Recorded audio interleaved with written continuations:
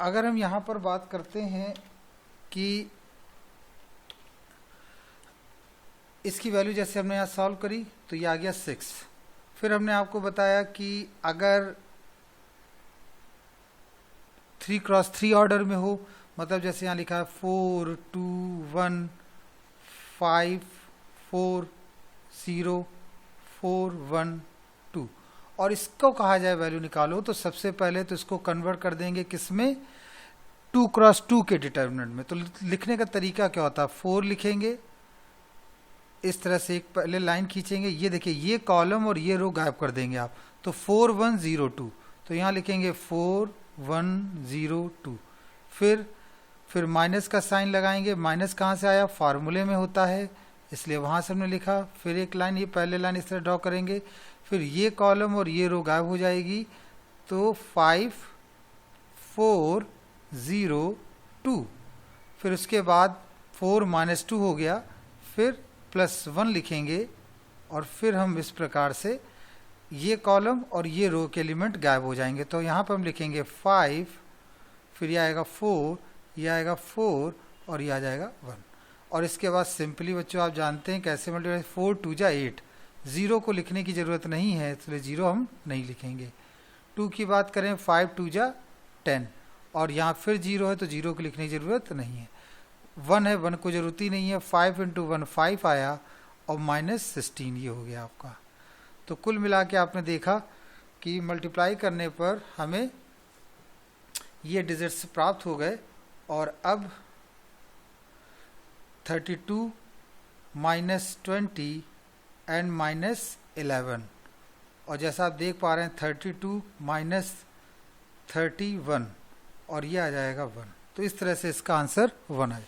तो कल हमने इसके बारे में आपको काफ़ी अच्छा लेक्चर दिया, अभी हमने फिर आपको ये रिवाइज कर दिया कि क्या लिखा है। अभी भी देखिए बच्चे जुड़ रहे हैं, अभी भी देखिए कुछ लोग आ रहे हैं। तो आप ये देख पा रहे होंगे कि जो डिटर्मिनेंट को जब हम सॉल्व करते हैं तो we get a single digit, देखिए सिंगल। लेकिन आपने देखा पिछले लेक्चर्स में कि जब हम मैट्रिसेस को मल्टीप्लाई करते हैं या ऐड करते हैं, सब्ट्रैक्ट करते हैं, तो हमें एक मैट्रिक्स प्राप्त होती है। चलिए इसके आगे इसमें एक इम्पॉर्टेंट चीज़ है, उसे भी देख लेते हैं। इम्पॉर्टेंट चीज़ क्या है, वो इसके सिंबल्स। देखिए ये हमने लिखा है एक डिटर्मिनेंट, डिटर्मिनेंट में ये प्लस साइन यहाँ होता है, हिडन साइन ये होते हैं, plus minus plus, minus plus minus और प्लस माइनस प्लस। ये जो साइन है ये एक्चुअली इनके साथ एसोसिएटेड होते हैं। मतलब कि देखिए मैंने आपको यहाँ पर इसकी जो वैल्यू निकाली, उस केस में हमने फर्स्ट रो को सेलेक्ट किया था, फर्स्ट रो को सेलेक्ट करके हमने इसकी वैल्यू निकाली। हम चाहें तो सेकंड रो को सेलेक्ट करके भी वैल्यू निकाल सकते हैं और वैल्यू सेम आएगी। आइए इसको सॉल्व करके देखते हैं कैसे होता। मतलब मैं ये बताना चाहता हूँ कि आप पूरे क्वेश्चन में चाहे आप सॉल्व करें फर्स्ट रो से, फर्स्ट कॉलम से, या सेकंड कॉलम से, या थर्ड कॉलम से, या फर्स्ट रो, सेकंड रो या थर्ड, किसी भी रो से या किसी भी कॉलम से जब आप एक्सपेंड करते हैं तो वैल्यू सेम रहती है, उसमें कोई चेंजेस नहीं आता है। तो एक एक्सपेरिमेंट करके इसको चेक कर लेते हैं कि चेंजेस आता है कि नहीं। तो पहले क्वेश्चन में हमने जो एक्सपेंड किया वो फर्स्ट रो से एक्सपेंड किया, अब हम सेकंड रो से एक्सपेंड करके इसको वेरीफाई करते हैं। तो वेरीफाई करने के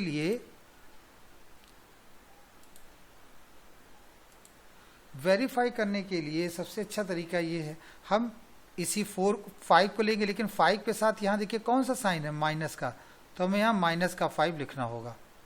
फिर इस तरह से एक लगा देंगे और देखिए ये रो और ये कॉलम गायब हो जाएगी, तो यहाँ आएगा 2 1 1 2, ये हमने लिखा यहाँ पर। फिर 4 के साथ देखिए एसोसिएटेड साइन कितना है, प्लस, तो हम यहाँ लिख देंगे +4 और फिर हम इस तरह से एक लाइन खींचेंगे, ये कॉलम और ये रो गायब हो जाएगी, तो आएगा यहाँ 4 4 1 2। फिर हम एक लाइन ड्रॉ कर देंगे, फिर बारी आती है 0 की, तो 0 के केस में हम -0 लिखेंगे। क्यों? क्योंकि यहाँ पर माइनस साइन है। ये कॉलम और ये रो गायब हो जाएगी, तो यहाँ लिखेंगे हम 4 4 और 1 1 एंड 2। आइए इसे सॉल्व करें। तो देखिए -5 लिखेंगे, 2 2 जा 4, 4 -1, तो डायरेक्ट हम यहाँ लिख देते हैं 3 +4। यहाँ आप देखें 4 2 जा 8 -4, और अच्छी बात देखिए ये 0 है, तो 0 को किसी से भी मल्टीप्लाई करेंगे तो टोटली क्या जाएगा 0, तो हमें वहाँ पर जाना ही नहीं है। -15 हो गया, और ये 2 आ जाएगा, सॉरी 4 आ जाएगा यहाँ पर, प्लस का 4, 4 4 जा 16। तो आपने देखा यहाँ पर कि -15 + 16 कितना आ रहा है 1। तो आपको यहाँ से क्लियर हो गया होगा कि देखिए यहाँ भी 1 है और यहाँ भी 1 है। तो किसी भी रो से हम एक्सपेंड करें, आइदर फर्स्ट और सेकंड और third, either first column, second column और third column, answer will be same. तो ये बहुत ही इंपॉर्टेंट प्रॉपर्टी है, लेकिन मैं आपको रिकमेंड करूंगा कि आप जनरली फर्स्ट रो से एक्सपेंड करें। तो ये साइन आपको याद रखने हैं। कौन से sign? Plus minus plus, minus plus minus, plus minus plus. क्योंकि जब हम 2 क्रॉस 2 को देखते हैं, 2 क्रॉस 2 की अगर हम बात करें तो 2 क्रॉस 2 में देखिए कैसे साइन होंगे। जैसे हमने लिखा 2 1 5 4, तो इनके साथ जो हिडन साइन होते हैं वो ये होता है प्लस माइनस माइनस प्लस। तो हमें जब इसको एक्सपेंड करते हैं तो हमें इसकी ज़रूरत नहीं पड़ती है। क्यों? इसलिए ज़रूरत नहीं पड़ती है क्योंकि हम आसानी से, हमें इसकी ज़रूरत नहीं पड़ती क्योंकि बिना हम उसके ईजिली सॉल्व कर लेते हैं। 4 2 जा 8 और 5 और 1 -5, दैट गिव्स 3। तो आई होप ये आपको समझ में आया होगा यहाँ पर कि ये साइन क्या है, और किसी भी रो या किसी भी कॉलम से डिटर्मिनेंट को एक्सपेंड करें वैल्यू सेम रहती है। इतनी ये प्रॉपर्टी आपको क्लियर हुई कि नहीं बच्चों, बताइए। Yes sir. चलिए, क्योंकि हमें ये याद रखना होगा कि हम आइदर किसी भी रो या किसी भी कॉलम से डिटर्मिनेंट की वैल्यू निकालेंगे तो वो हमेशा सेम आएगी।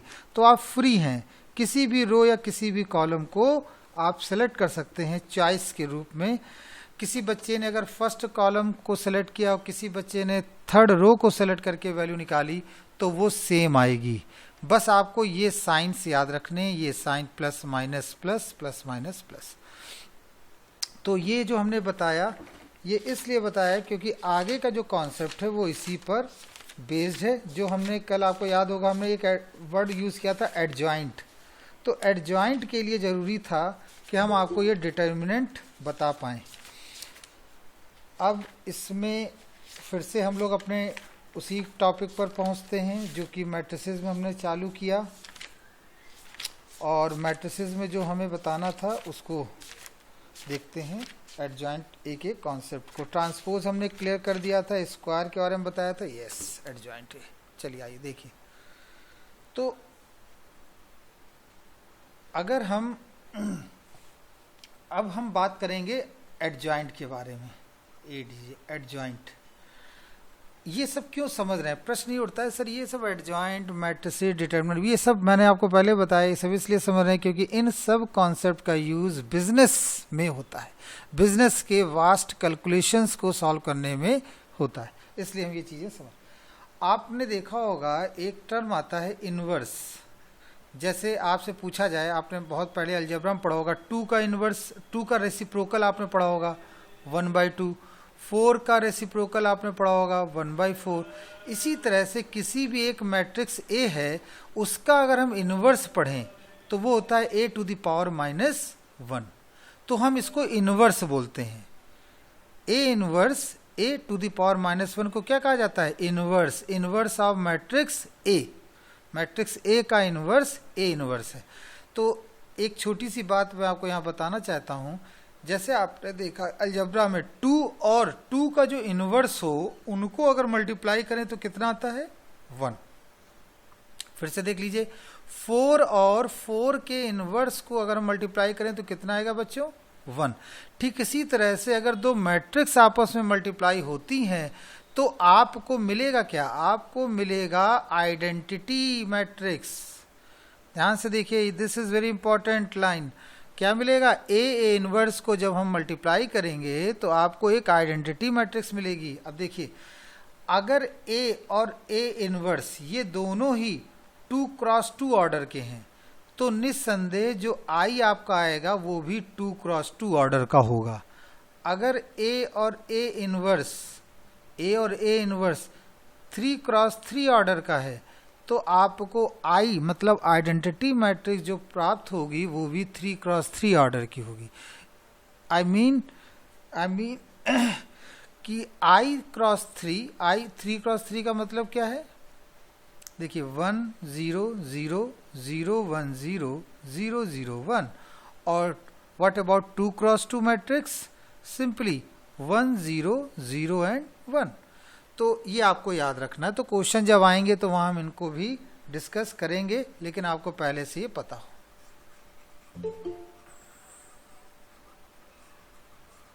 ठीक है, तो अब देखते हैं हम आगे का कॉन्सेप्ट।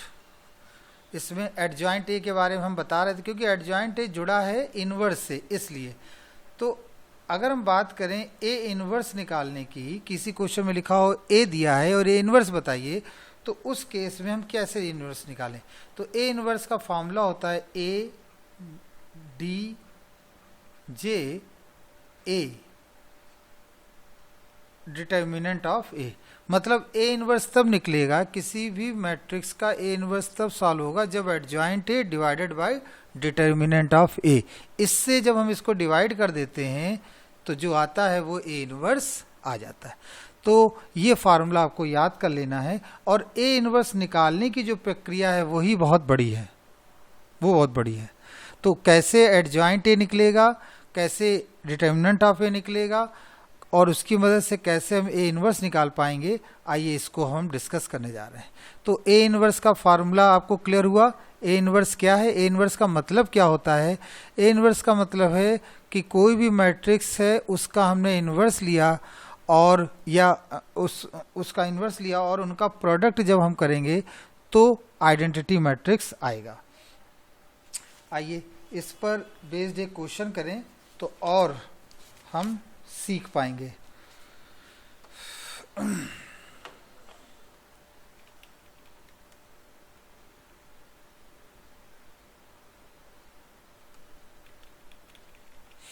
चलिए, जैसे हमने एक क्वेश्चन लिया यहाँ पर कि जैसे लिखा है ए, एक मैट्रिक्स है ये 2 4 1 5। सबसे पहले 2 क्रॉस 2 के बारे में बात कर लेते हैं। और क्वेश्चन लिखा है फाइंड ए इनवर्स। ये आपका क्वेश्चन एक है जो हमने हाइपोथेटिकल लिया हुआ है, क्योंकि मैंने पहले बताया डिजिट्स चेंज होती हैं। अब ए है और ए इनवर्स आपको निकालना। तो देखिए तरीका क्या होता है, आइए समझते हैं। हालांकि ए इनवर्स 2 क्रॉस 2 ऑर्डर में आसानी से निकल आता है। चलिए कैसे सॉल्व होगा, आइए। सबसे पहले तो हमने लिखा ए दैट इज 2 1 4 5। ओके, नाउ कोई लैंग्वेज नहीं लिखनी है आपने। जैसे ही इसको पैरेलल ब्रैकेट में लिख दिया, ये ऑटोमेटिकली कन्वर्ट हो गया डिटर्मिनेंट में। और अब हम इसकी वैल्यू को कैलकुलेट करें। 2 multiplied by 5 10, 4 multiplied by 1 gives 4, और ये आ गया आपका 6। ये 6 आ गया। तो ए डिटर्मिनेंट ऑफ ए आपकी वैल्यू कितनी निकली? 6। नाउ अगला, अब हमें निकालना होता है एडजॉइंट। एडजॉइंट मैट्रिक्स के लिए सबसे पहले तो हम कैलकुलेट करेंगे, यहाँ पर लिखेंगे कोफैक्टर मैट्रिक्स। कोफैक्टर मैट्रिक्स का मतलब क्या है? कोफैक्टर मैट्रिक्स का मतलब ये है कि इस 2 की जगह हम 5 लिख दें और 5 की जगह हम 2 लिखें। मतलब इनको एक्सचेंज कर दें। 5 इधर लिख दिया और 2 को हमने इधर लिखा, और 4 की जगह हम 1 लिख दें और 1 की जगह 4 लिखें। बच्चों ध्यान दीजिएगा, मैंने यहाँ लिखा है कोफैक्टर मैट्रिक्स अभी जब हम 3x3 ऑर्डर को देखेंगे तब इसको और अच्छी तरह से समझ पाएंगे, लेकिन यहाँ पर आप ये जानिए कि अगर हमें 2x2 ऑर्डर का आइडेंटिटी मैट्रिक्स निकालना हो तो हम कैसे सॉल्व करते हैं। तो इस पर्पस के लिए हमने इसको यहाँ पर डायरेक्ट लिख दिया कोफैक्टर मैट्रिक्स। तो करना क्या, हमें एक्सचेंज कर देना है। लेकिन आपको याद होगा कि हमने आपको बताया था कि इनके साथ में एक साइन होते हैं। कौन से साइन बच्चों? Plus minus minus plus. तो ये जो साइन है हमारे पास,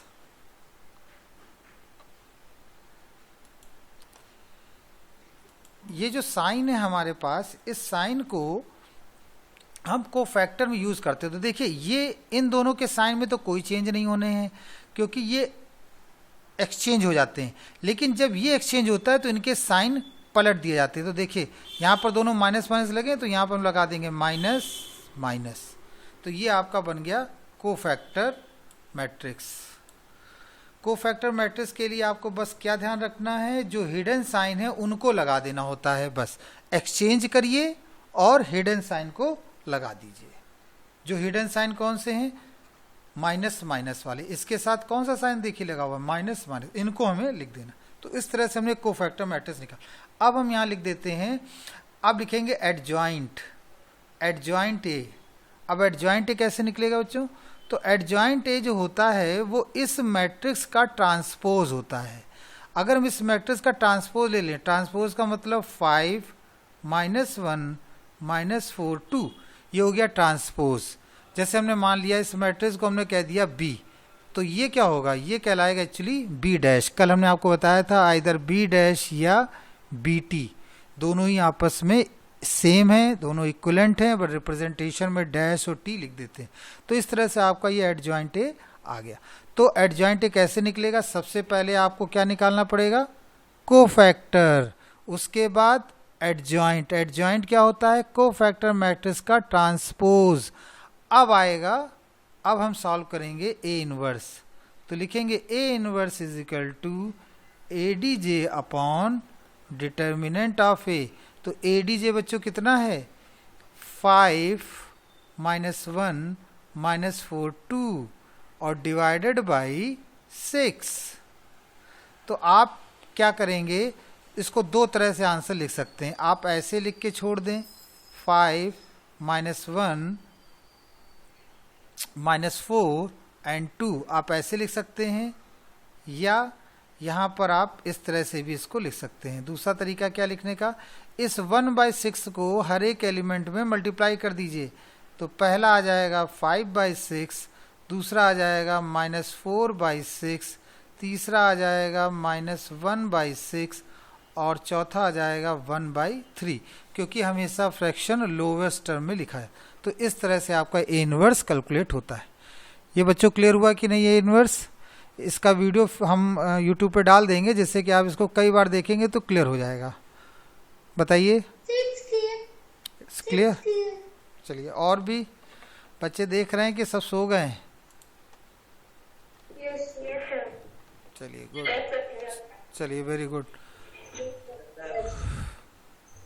चलिए अभी हम एक और न्यूमेरिकल लेंगे, वहाँ से फिर सॉल्व होगा। लेकिन जितना ज़्यादा आप क्वेश्चंस को लगाएंगे उतना आपको और क्लियरिटी होती जाएगी क्वेश्चंस। तो आप देख सकते हैं यहाँ पर हमने आपको ए जो 2x2 ऑर्डर का होता है उसको हम कैसे सॉल्व करते हैं। अब देखिए, अगर हम इस चीज़ को इसके साथ मल्टीप्लाई कर दें तो आपको आइडेंटिटी मैट्रिक्स प्राप्त हो जाएगी, जो इसका कॉन्सेप्ट होता है। तो अब एक और देख लेते हैं न्यूमेरिकल, उसे भी समझते हैं, क्योंकि जितने न्यूमेरिकल्स लगाएंगे उतना हम सीख पाएंगे। चलिए एक और ले लेते हैं। ए दे रखा है आपको, ए दिया है ए इक्वल टू 1 2 3 4 और इसमें कह रहे हैं इसका इनवर्स बताइए, फाइंड इनवर्स। ठीक है, तो सबसे पहले तो हमारा ये क्वेश्चन था, फिर आंसर में अगर हम लिखें तो सबसे पहले तो हम इसे कन्वर्ट कर देंगे किस में बच्चों? डिटर्मिनेंट में, 1 3 2 4, और फिर आप जानते हैं बच्चों इसको सॉल्व कर लेंगे 4 6, और फिर आ जाएगा -2, और आपको डिटर्मिनेंट ऑफ ए पता चल गया। अब नेक्स्ट लाइन क्या होती है बच्चों, कोफैक्टर मैट्रिक्स। कोफैक्टर मैट्रिक्स क्या होती है, आपने आपको बताया कि इनको एक्सचेंज कर देते हैं, मतलब 4 1 3 2, बट हमें इनकी जगह पर माइनस साइन लगाना पड़ता है। क्यों माइनस साइन लगाना पड़ता है बच्चों, वो इसलिए क्योंकि मैंने आपको बताया कि जो हिडन साइन होते हैं वो होते हैं प्लस माइनस माइनस और प्लस, ये हिडन साइन होते हैं। तो ये हम इस तरह से इसको लिख लेते हैं। फिर कोफैक्टर मैट्रिक्स आ गई, इसको हम बी कह सकते हैं। नेक्स्ट अब हम लिखेंगे एडजॉइंट, एडजॉइंट ए, तो वो आप जानते हैं वो बी का क्या हो जाएगा, ट्रांसपोज, या हम यहाँ पर बी टी भी लिख सकते हैं। और ट्रांसपोज का मतलब क्या है बच्चों, रो को कॉलम में कन्वर्ट कर देना, -2 1। अब ये हमारा एडजॉइंट ए आ गया। अब बारी आती है कि हम ए इनवर्स को लिखें। तो जब ए इनवर्स लिखेंगे आप, तो उस केस में आपको पहले फॉर्मूला लिखना होगा A D J divided by determinant of A. अब आप देख पा रहे हैं कि जो ए डी जे है वो है 4 -3 -2 1 डिवाइडेड बाय -2। अब आप हर एक एलिमेंट को क्या करें, -2 से डिवाइड करें। तो पहला सॉल्व क्या आएगा, -2, दूसरा 3/2, तीसरा 1, और ये 1/2 वो भी माइनस में। तो इस प्रकार आपने देख लिया बच्चों, एक दूसरा क्वेश्चन में हमने आपको समझा दिया। समझ में आया बच्चों ये question? Are you getting something? चलिए, okay okay okay okay okay, चलिए अब वेरी गुड। अब हम देखेंगे 3x3 ऑर्डर के क्वेश्चंस। ठीक है, 3x3 ऑर्डर में अगर हमें ए इनवर्स निकालना हो तो उसे हम कैसे सॉल्व करें। तो आइए समझते हैं 3x3 ऑर्डर को। 3x3 बच्चों जो ऑर्डर होता है वो थोड़ा सा चैलेंजिंग होता है। चैलेंजिंग इन द केस कि हमें उसे थोड़ा सा केयरफुली, क्योंकि कैलकुलेशन बहुत बड़ा होता है।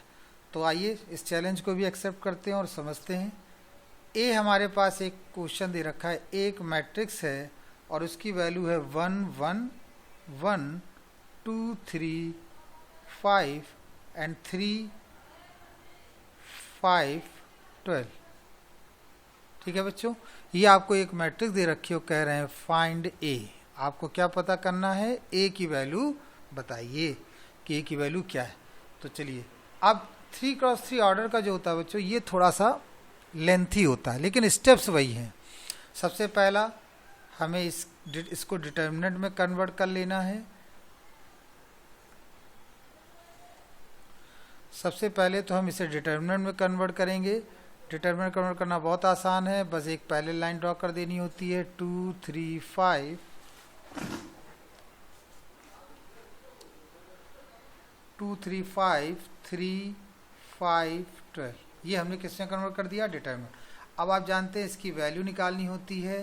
तो वैल्यू निकालने का तरीका क्या, हम यहाँ 1 लिखेंगे, फिर एक पहले लाइन ड्रॉ करेंगे, फिर ये 1 का कॉलम 1 का रो ये गायब, और यहाँ लिख देंगे 3 5 5 12। फिर अगला साइन -2, और इस तरह से फिर हमने लाइन 2, ये कॉलम और ये रो गायब होगी, तो यहाँ लिखेंगे 1 1 5 12, और ये 3, फिर हम यहाँ 3 लिख देंगे प्लस का 3, और फिर ये कॉलम और ये रो गायब होगी, तो ये 1 1 3 5। तो इस प्रकार से बच्चों आपने देखा कि हमने इसको एक्सपेंड कर लिया। अब इसे सॉल्व कर लेते हैं। तो 36 और 25 -2 12 -5 प्लस 3 और 5 -2। अगेन हम इसे सॉल्व कर लें तो ये आ जाएगा 11। कैलकुलेशन बच्चों देखते रहिएगा, और ये 7 हो गया यहाँ पर, प्लस 3 और ये 3 हो गया। फिर यहाँ हमने 11 लिखा, ये माइनस का 14 हो गया, प्लस का 9, और यहाँ सॉल्व करेंगे तो -3 प्लस का 9 = 6। 10 20 विशेष देखिए, तो आपका ये कितना आ गया बच्चों, +6 आ गया। तो इस तरह से हमने डिटर्मिनेंट ऑफ ए कैलकुलेट कर लिया। अब नेक्स्ट स्टेप हमारा क्या होता है, कोफैक्टर मैट्रिक्स। लेकिन इसमें कोफैक्टर मैट्रिक्स इतनी आसानी से नहीं बनती है, दिक्कत बस यही है कि यहाँ कोफैक्टर मैट्रिक्स इतनी आसानी से सॉल्व नहीं होती। तो उसके लिए हमें स्टेप्स लिखने पड़ेंगे, उसके लिए हमें कुछ स्टेप्स यहाँ पर सॉल्व करने पड़ेंगे। तो देखिए सबसे पहले क्या लिखा जाता है, हम लिखेंगे क्वेश्चन में कोफैक्टर। हाँ बताइए। यस, 9 आएगा आंसर, टेक्निकली 9 आएगा, वहाँ पे 5 माइनस 3 होगा। अच्छा एक बार हम चेक कर लेते हैं। यहाँ तो ठीक है, ये लाइन तो करेक्ट है। एक कोई बच्चा बोले ये लाइन तो करेक्ट है। 2 लिखा हमने, 12 ये, 5 ये, गुड। हाँ ठीक है ये ना, ये लाइन चलिए, हाँ ये गुड गुड वेरी गुड। ये इसलिए एरर की गई कि मैं ये देखना चाहता हूँ कि आप लोग देख रहे हैं कि नहीं, कि बस अनम्यूट करके कोई दूसरा काम कर रहे हैं। वेरी गुड, इसका मतलब आप लोग इंटरेस्टेड हैं पढ़ाई में। Good very good. तो यहाँ पर आप देखा कि ये 3 इसके साथ सॉल्व होगा। 3 × 1 कितना आ जाएगा बच्चों, -3। तो हम इसे रफ कर दें, इसे हम रफ कर देते हैं। अब माइक को म्यूट कर लीजिए, माइक को म्यूट करिए। चलिए अब देखिए फिर से सॉल्व कर लेते हैं। तो ये 11 है, गुड। -2 लिखा हमने, यहाँ पर आ जाएगा 7 और +3 और 5 - 3 गिव्स 2। ओके, अब सही है ये 11 आया, ये 14 हो गया। चलिए very good very good very good. ये 6 हो गया, 3 × 2 = 6, और ये 17 हमने ऐड कर लिया, -14 दैट गिव्स 3। तो इस प्रकार से बच्चों हमें 3 प्राप्त हो गया। अब आइए बहुत ही इंपॉर्टेंट चीज़ समझने जा रहे हैं। चूँकि हमारे पास वो मैट्रिक्स एक्चुअली ऊपर छिप गई, तो हम यहाँ पर फिर से उसी मैट्रिक्स को डिटर्मिनेंट को लिख लेते हैं। तो 1 1 1 2 3 5 एंड 3 5 12। अब हमें करना क्या होता है, हम लिखते हैं कोफैक्टर। ध्यान से देखिएगा word, cofactor of first row of A. ये लैंग्वेज आपको याद रखनी है। क्या, कोफैक्टर लिखने होते हैं फर्स्ट रो के कोफैक्टर लिखने होते हैं। मतलब 1 का कोफैक्टर क्या है, 2 का और 3 का। जब हम 1 का कोफैक्टर लिखते हैं तो देखिए लिखने का तरीका क्या है। इस तरह से हम एक लाइन खींचेंगे, यहाँ प्लस का साइन लगाएंगे और ये कॉलम और ये रो गायब करेंगे। तो यहाँ लिखेंगे 3 5 5 12। फिर सेकंड माइनस साइन लगाएंगे। देखिए माइनस साइन कहाँ से आ रहा है, आपको याद होगा, हमने आपको बताया था hidden sign. Plus minus plus, minus plus minus और प्लस माइनस प्लस। तो ये हिडन साइन आपका, तो 2 को नहीं लिखना है, उसका हिडन साइन क्या है, माइनस, वो लिखना है। तो ये कॉलम और ये रो गायब होगी। फिर लिखेंगे 1 1 5 12। अब सेकंड थर्ड का अगर हमें कोफैक्टर निकालना हो तो वो होगा प्लस, इसे स्क्वायर ब्रैकेट लगा के हम लिखेंगे यहाँ पर 1 1 3 5। तो इस प्रकार से बच्चों आपने देखा कि हमने इसको लिखा, ये है फर्स्ट रो के, इस डिटर्मिनेंट के फर्स्ट रो के कोफैक्टर। अब इसे हम सॉल्व करके लिख दें। तो सॉल्व करके लिखने कितना होगा, 36 - 25, 36 - 25 गिव्स 11, और यहाँ पर 12 - 5 गिव्स 7। लेकिन वो किस साइन का होगा बच्चों, माइनस का। और यहाँ पर 5 - 3 गिव्स 2। ये जितना भी कॉन्सेप्ट है ये सब मैं आपको बता चुका हूँ। I have already taught you. Please go through those videos and those online lectures. अब हम लिखेंगे cofactor of second row of determinant A. तो अब सेकेंड रो के देखिए यहाँ पर हिडन साइन कौन सा बच्चों रहता है, वो रहता है माइनस, और ये रो और ये कॉलम का 2 5 3 12। तो लिखेंगे 2 5 3 12। नेक्स्ट आपका प्लस, और फिर हम लिखेंगे ये कॉलम, ये 1 1 3 12, 1 1 3 12, फिर नेक्स्ट माइनस प्लस माइनस, और फिर हम लिखेंगे ये रो और ये कॉलम 1 1 2 5 1 1 2 5। फिर इसे हम सॉल्व कर लेते हैं और लगा के, तो 24 माइनस 15, 24 माइनस 15, नेक्स्ट लिखेंगे 12 माइनस 3, और नेक्स्ट लिखेंगे 5 माइनस 2।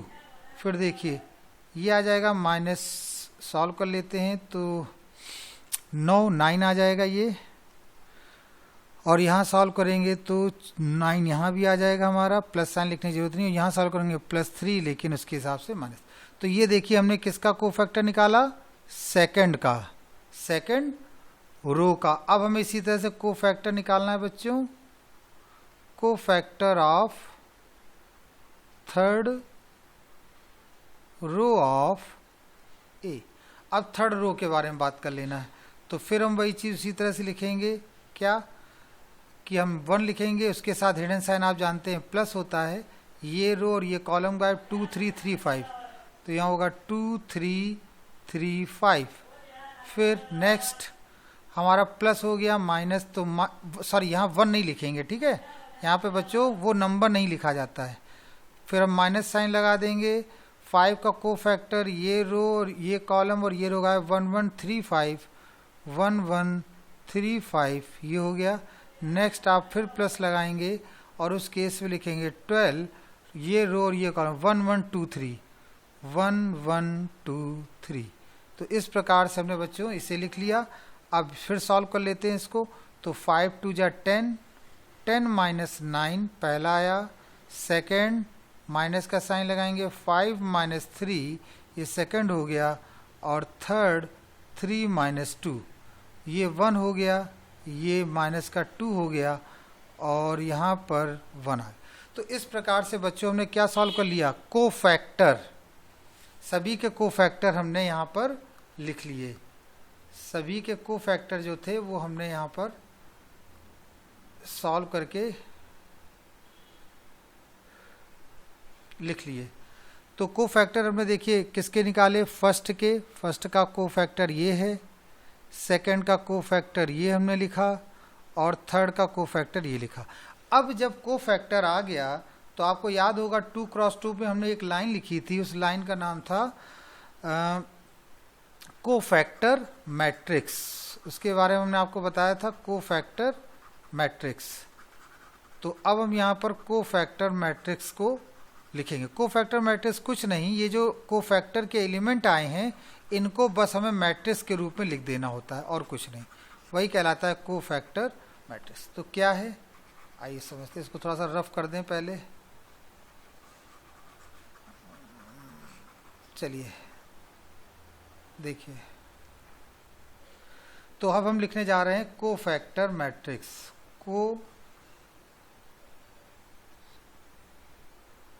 कोफैक्टर मैट्रिक्स क्या है बच्चों, कोफैक्टर मैट्रिक्स। तो कोफैक्टर मैट्रिक्स को हमने बी कहा, तो बी मैट्रिक्स देखिए बोल रहे हैं तो हमें मैट्रिक्स का ही साइन लगाना पड़ेगा। तो यहाँ लिखेंगे 11 माइनस 7 2 माइनस 9 9 माइनस 3 1 माइनस 2 1, ये हो गया आपका कोफैक्टर मैट्रिक्स, ठीक है। तो अब आपको याद हो गया होगा वहाँ पे 2 क्रॉस 2 में हमने कोफैक्टर मैट्रिक्स बताया, तो अब इसे किस में कन्वर्ट करना होता है, ट्रांसपोज में। वही बनता क्या है, एडजॉइंट ए, एडजॉइंट ए मतलब बी डैश, बी डैश मतलब बी टी, बी टी मतलब जस्ट कन्वर्ट रो इनटू कॉलम।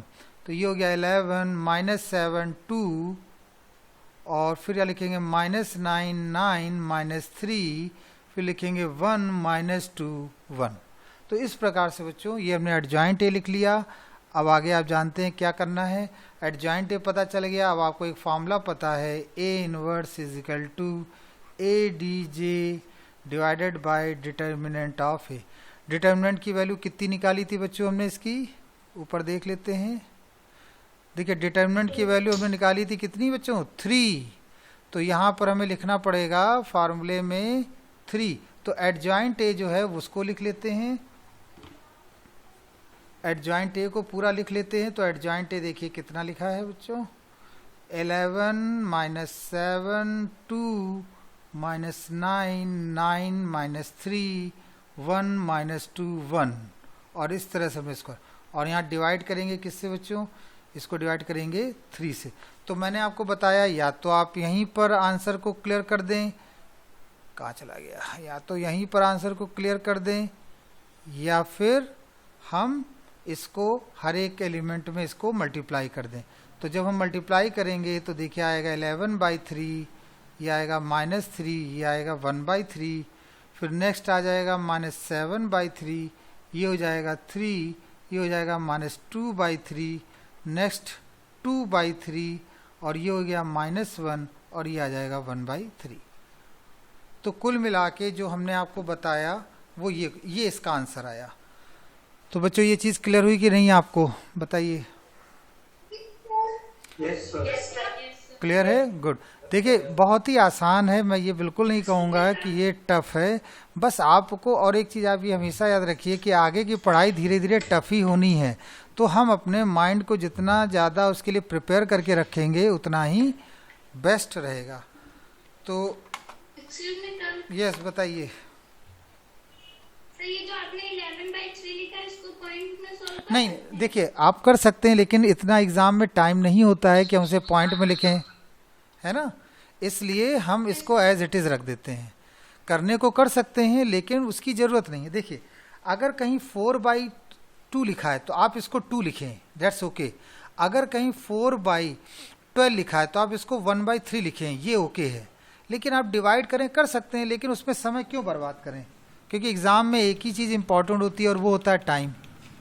टाइम अगर है तो आप क्वेश्चन कर सकते हैं, और वहाँ टाइम कम होता है, इसकी वजह से ये कैलकुलेशन में हम डेसिमल्स में नहीं निकालते इनको, ठीक है। तो ये था जो मैं आपको बताया। तो कुल मिला के ये जो क्वेश्चन है जो मैंने यहाँ पर आपको क्लियर किया वो है 1/3, ये इस तरह से। तो अब इसमें एक इम्पॉर्टेंट बात हम आपको बताते हैं जो बच्चे अक्सर गलतियां करते हैं। सबसे पहली बात, क्वेश्चन में ये देखिए कि यहाँ पर ये साइन इसका लगा है, ये बता रहा है कि ये मैट्रिक्स का साइन है, लेकिन आप देखिए झट से यहाँ में लगा दिया डिटरमिनेंट। माइक म्यूट करिए। देखिए यहाँ पर देखिए हमने डिटरमिनेंट का साइन लगाया। तो अब बच्चों को ये याद रखना होगा कि यहाँ सब डिटरमिनेंट चल रहा है, यहाँ सब डिटरमिनेंट चल रहा है, लेकिन यहाँ देखिए इस जगह साइन किसका आ गया, डिटर्मिनेंट का। फिर यहाँ डिटर्मिनेंट ही चल रहा है पूरे समय तक डिटर्मिनेंट, लेकिन यहाँ देखिए अचानक इस जगह आ गया ये साइन आपका मैट्रिक्स का, और फिर मैट्रिक्स का चला। तो बच्चे क्या करते हैं, उनको इन डिटर्मिनेंट्स और मैट्रिक्स के बारे में चूंकि पढ़ाई करते नहीं है, जिसके उनको इनमें अंतर ही नहीं पता चलता, वो कहते हैं अरे सर बस इतना ही तो बदला है और क्या फ़र्क है। अब उन्हें ये नहीं पता है कि ये दूसरी चीज़ डिफाइन करता है और ये दूसरी चीज़ डिफाइन करता है, ठीक है।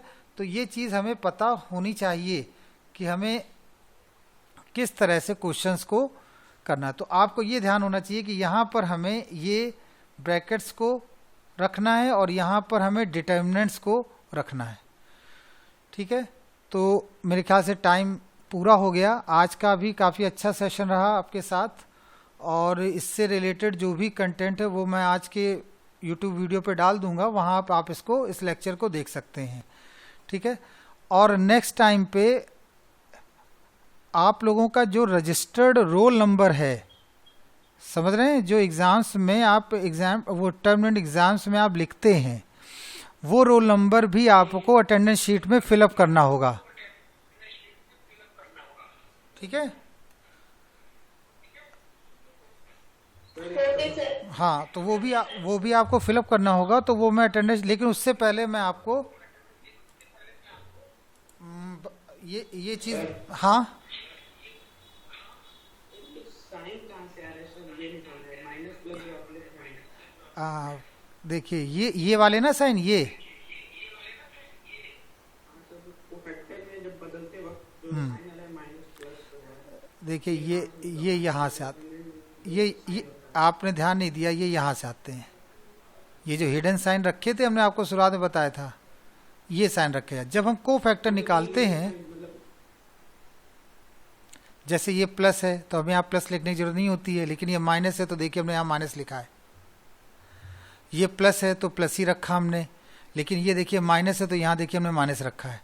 और ये कहाँ से आए? एक्चुअली जब इसको डिज़ाइन किया गया, जब इसको प्रूव किया गया, जब इसको एक्सप्लोर किया गया, तो इसके कैलकुलेशन में ये इन्वॉल्व है। अगर हम इसके थ्योरी में जाएं, इसकी थ्योरी में जाएं तो वहाँ पर ये लगता है c plus R to the power i plus J, इस फार्मूले को लगाया जाता है साइन के लिए। समझ रहे हैं? c plus R to the power i plus J, I row और जे मतलब कॉलम, ठीक है। आई किस रो का और किस कॉलम का वो एलिमेंट है, तो हम इस फार्मूले को अप्लाई करते हैं। जैसे हम यहाँ पे लिख देते हैं, ये जो c प्लस आर हमने यहाँ लिखा, यहाँ पे लिख देते हैं a और a to the power i plus J. तो होता क्या है कि बच्चों को ये नहीं बताया जाता है, डायरेक्टली उनको ये कह दिया जाता है कि ये आप याद कर लीजिए। बता रही समझ में? तो दो ऑप्शन है, आप यहाँ से भी देख सकते हैं, यहाँ से। लेकिन इजी क्या होता है? टीचर का काम है जो इजी हो वो बताए। तो इजी सबसे बढ़िया ये कि आप इन साइन को याद कर लीजिए। और ये यूज़ कब होते हैं? ये यूज़ दो ही केस में होते हैं। जब आप एक्सपेंड करते हैं, जब आप कभी भी डिटर्मिनेंट को क्या करते हैं? एक्सपेंड। एक्सपेंड करने का मतलब है आपने थर्ड रो से एक्सपेंड किया तो चेंज हो जाएगा, तब आपका साइन क्या लगेगा? Plus minus plus. यहाँ पर या आप कॉलम से चलिए, तो अगर आप कॉलम से चलेंगे तो आप देखिए plus minus plus minus plus minus और प्लस माइनस प्लस। तो आप देखेंगे कि कॉलम में चलने पर हम इस तरह से चलेंगे तो रिजल्ट सेम आता है। ये फिर यहाँ से हमने साइन को रख लिया और इस तरह से ये। तो आज के टॉपिक में हमने ए इनवर्स को डिस्कस किया। नेक्स्ट जो टॉपिक हम लेंगे नेक्स्ट थर्सडे को, उसमें हम बात करेंगे किस तरह से इस तरह की इक्वेशंस को सॉल्व करते हैं विद हेल्प ऑफ मैट्रिक्स, ठीक है। और जब ये कॉन्सेप्ट ख़त्म होगा तब हम लोग इसके एप्लीकेशंस को डिस्कस करेंगे। आई होप ये आपको समझ में आया होगा, क्लियर हुआ ये कॉन्सेप्ट। और अभी मैं आज ही मैं जो आप लोगों की एक रोल नंबर वाइज एक शीट है, उसे मैं सेंड कर दूंगा व्हाट्सएप ग्रुप में। तो वहाँ से आप अपना रोल नंबर नोट कर लेंगे और जब अटेंडेंस होगी तो उस अटेंडेंस में वही रोल नंबर आप फिलअप करेंगे, ठीक है। Is it okay? चलिए, तो वो मैं आज भेज दूंगा, उसके लिए बिल्कुल वो ना रखें, ठीक है। तो आज की class over, thank you very much. और इससे संबंधित इससे जो संबंधित वीडियो होगा वो मैं आज अपलोड कर दूंगा, तो आप वहाँ देख सकते हैं।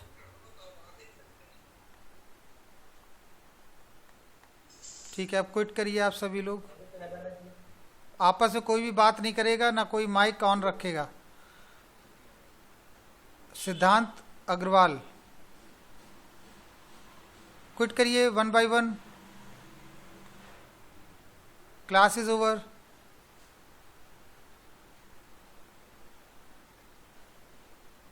Don't stay in this class. Move to another class.